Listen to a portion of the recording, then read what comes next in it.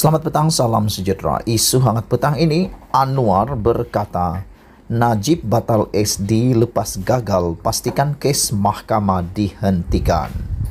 Berita sepenuhnya. Ahli Parlimen Port Dickson, Anwar Ibrahim dedahkan, dia pernah mendapat sokongan 120 ahli parlimen untuk menjadi Perdana Menteri pada 2020, termasuk 15 daripada UMNO. Bagaimanapun, kata Anwar, jumlah tersebut berkurangan selepas dia, jika menjadi Perdana Menteri, enggan untuk campur tangan dalam perbicaraan mahkamah membabitkan Najib Razak. Bercakap kepada media di Port Dickson, Anwar memberitahu selain Najib, ahli parlimen yang menarik sokongan kepadanya ketika itu ialah Ahmad Zahid Hamidi Bagan Datuk. Tambah ketua pembangkang itu, sokongan ahli parlimen UMNO yang dibuat melalui perakuan bersumpah SD itu tidak dihantar kepada yang di-Pertuan Agong melaluinya. Sebaliknya, kata Anwar, ia dihantar terus ke Istana Negara.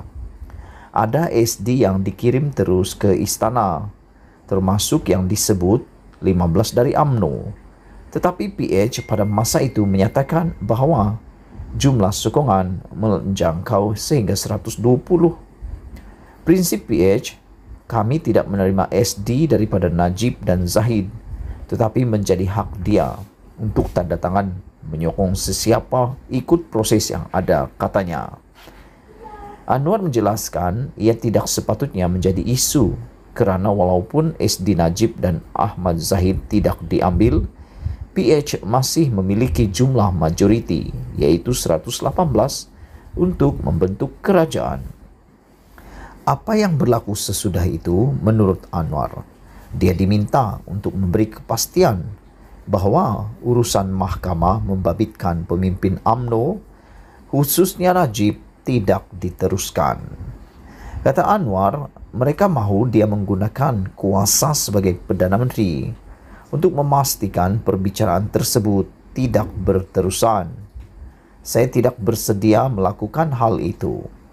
Jadi, walaupun jumlah sokongan mencukupi dan laluan sebagai Perdana Menteri sudah cukup kuat, saya tidak bersedia untuk berkompromi dalam soal kebebasan badan kehakiman, katanya. Ekoran keengganan itu, kata Anwar, Najib kemudian mengusulkan nama lain sebagai calon Perdana Menteri pada saat-saat akhir. Terdahulu, Anwar ditanya media mengenai dakwaan dibuat bekas pengarah pilihan raya umum UMNO Malaysia Tajuddin Abdul Rahman pada 27 Jun lalu mengenai SD ditandatangani Ahmad Zahid.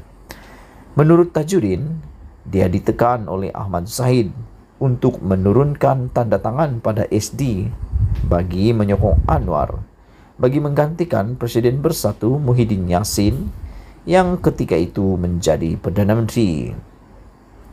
Mengulas lanjut, Anwar menegaskan pendedahan Tajuddin itu membuktikan dia memang sudah mendapat sokongan mencukupi untuk menjadi Perdana Menteri kira-kira 2 tahun lalu.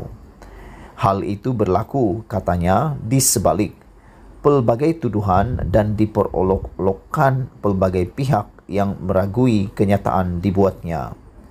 Katanya, dia juga mengambil sikap enggan menjawab tuduhan tersebut kerana berpendapat hubungan dengan pihak istana perlu dikekalkan dalam keadaan beradab. Malah, kata Anwar, dia bersyukur kerana keadaan sebenar apa yang berlaku ketika itu terbongkar dengan sendirinya melalui pendedahan Tajuddin. Ia adalah dalam cara kita memuliakan institusi raja dan juga menghormati prinsip perlembagaan. Kalau ditakdirkan jadi Perdana Menteri, alhamdulillah jadi begitu.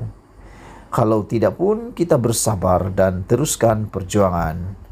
Tapi yang nyata sekarang, orang yang buat tohmahan itu telah melakukan kesalahan besar dan fitnah, malah mempermainkan, memperolokkan di media sosial begitu dan begini.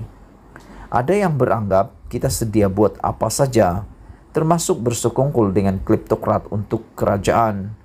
Itu tak benar, katanya.